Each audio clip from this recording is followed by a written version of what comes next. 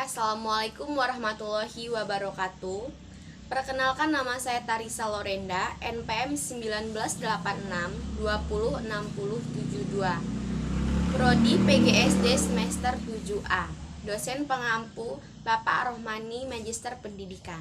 Di sini saya akan menjelaskan materi tentang ciri-ciri makhluk hidup. Yang pertama, bernafas. Bernafas adalah ciri-ciri makhluk hidup yang paling umum, yang paling utama. Bernapas adalah proses penghirup dan mengeluarkan. Seluruh makhluk hidup pasti bernafas, karena itu adalah salah satu cara untuk bertahan hidup. Meskipun tidak semua makhluk hidup bernapas dengan cara yang sama. Proses bernafas akan melibatkan oksigen dan karbondioksida. Bagi manusia, mereka bernapas menggunakan hidung, menghirup oksigen dan mengeluarkan karbondioksida. Dengan beberapa proses, tubuh akan mengalami oksidasi biologi.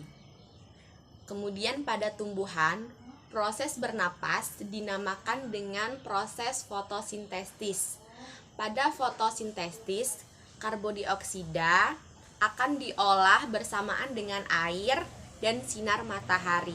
Kemudian, proses pernapasan hewan. Proses pernapasan hewan terjadi berbeda-beda, tergantung jenis hewan tersebut dan jenis lingkungan tempat tinggalnya. Contohnya, seperti mamalia yang bernapas menggunakan insang yang terletak di bagian sisi kiri dan kanan pada kepala ikan. Kemudian yang kedua, membutuhkan nutrisi. Setiap makhluk hidup membutuhkan nutrisi. Selanjutnya, membutuhkan nutrisi. Setiap makhluk hidup bisa membutuhkan nutrisi dari luar tubuh yang masuk ke dalam tubuh, diolah dan diproses dalam tubuh. Pengelolaan tersebut akan menghasilkan zat-zat yang nantinya akan digunakan oleh tubuh. Setelah itu, akan dihasilkan oleh tubuh sebuah energi atau tenaga supaya tubuh bisa bekerja secara semestinya. Nutrisi yang dibutuhkan oleh tubuh itu meliputi makanan dan minuman. Minuman juga memiliki peran penting dalam pengelolaan nutrisi. Minuman atau air akan digunakan tubuh untuk zat pelarut di dalam tubuh. Kemudian yang ketiga, bergerak. Setiap makhluk hidup pasti bergerak. Bergerak yang dimaksud pada ciri-ciri tumbuhan adalah bukan berarti berpindah-pindah tempat atau melakukan motalitas. Hewan dan manusia memiliki sistem gerak seperti otot, sendi, tulang yang bisa digunakan untuk bergerak. Hewan dan manusia menggunakan untuk bergerak seperti berjalan dan berlari berbeda dengan tumbuhan. Tumbuhan bergerak atas reaksi terhadap lingkungan.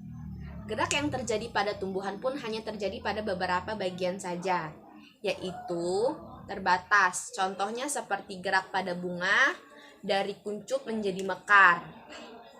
Kemudian yang keempat, beraksi pada rangsang atau iritabilitas. Ciri-ciri makhluk ini juga akan bereaksi pada rangsang. Dalam hal ini, makhluk hidup memiliki nervous system. Ini adalah kemungkinan makhluk hidup ketika merasakan sesuatu saat terjadi sesuatu perubahan yang ada di dalam lingkungannya. Reaksi pada rangsangan yang dapat dirasakan oleh hewan dan tumbuhan terjadi karena memiliki sebuah sistem. Sistem tersebut ialah sistem khusus, sistem hormon, sistem otot, dan sistem indera.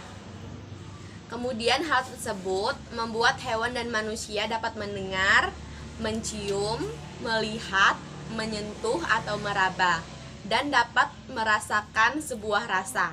Kemudian yang kelima, tumbuh dan berkembang. Ciri-ciri yang ada pada manusia ini tumbuh dan berkembang. Setiap makhluk hidup pasti mengalami pertumbuhan dan perkembangan.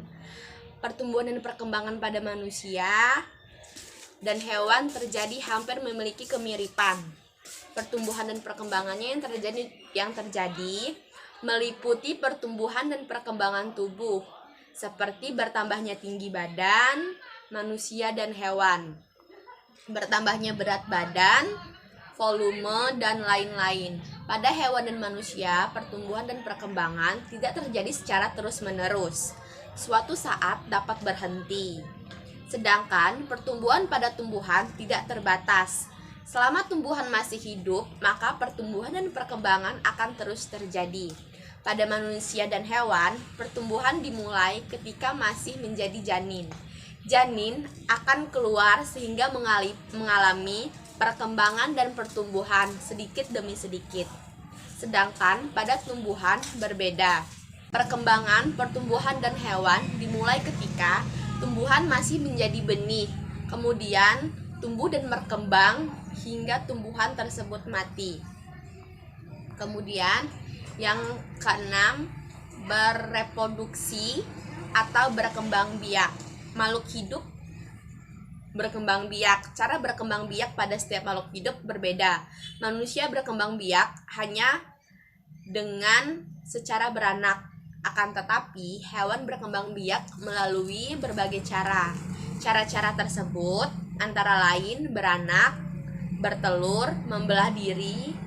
Pada manusia, proses reproduksi berawal dari pembuahan sel telur dan berlanjut mengalami proses fertilasi. Sedangkan tumbuhan berkembang biak dengan cara yang berbeda. Tumbuhan dapat berkembang biak dengan sendirinya atau dengan bantuan manusia. Kemudian yang ketujuh, mengeluarkan zat sisa. Seluruh makhluk hidup akan mengeluarkan zat sisa yang ada di dalam tubuh. Ketika tubuh sudah mendapatkan nutrisi dan sudah diproses, akan menghasilkan zat-zat untuk tubuh. Zat-zat yang dapat terpakai akan dikeluarkan oleh tubuh. Zat-zat tersebut yang memiliki racun. Hewan dan manusia memiliki cara yang sama untuk mengeluarkan zat sisa. Zat sisa tersebut akan dikeluarkan secara dalam bentuk gas, zat cair, dan zat padat. Berbeda dengan tumbuhan. Tumbuhan mengeluarkan zat sisa melalui stomata. Kemudian yang kedelapan, beradaptasi. Setiap makhluk hidup beradaptasi. Setiap makhluk hidup harus bisa beradaptasi terhadap lingkungannya.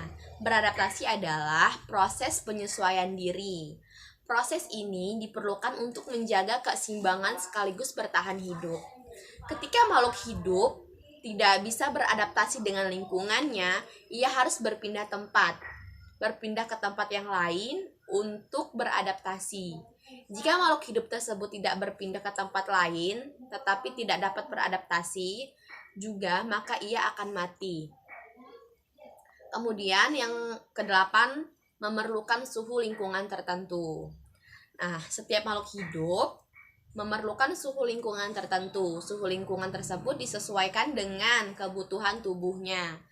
Manusia hidup di daerah pergunungan akan berbeda dengan manusia yang hidup di daerah pesisir pantai.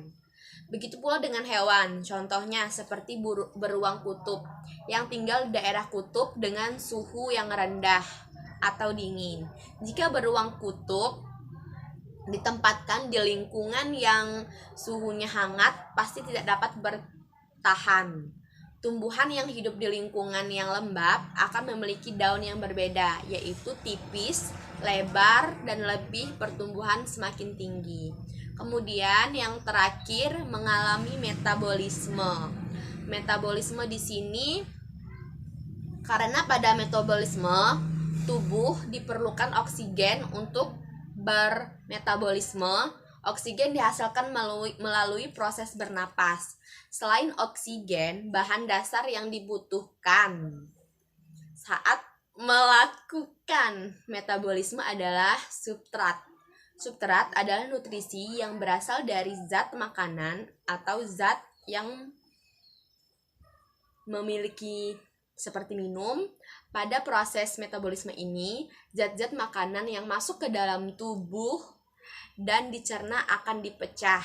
Zat tersebut akan mengalami berbagai macam proses. Setelah itu akan terbagi menjadi berbagai macam energi dan senyawa untuk tubuh.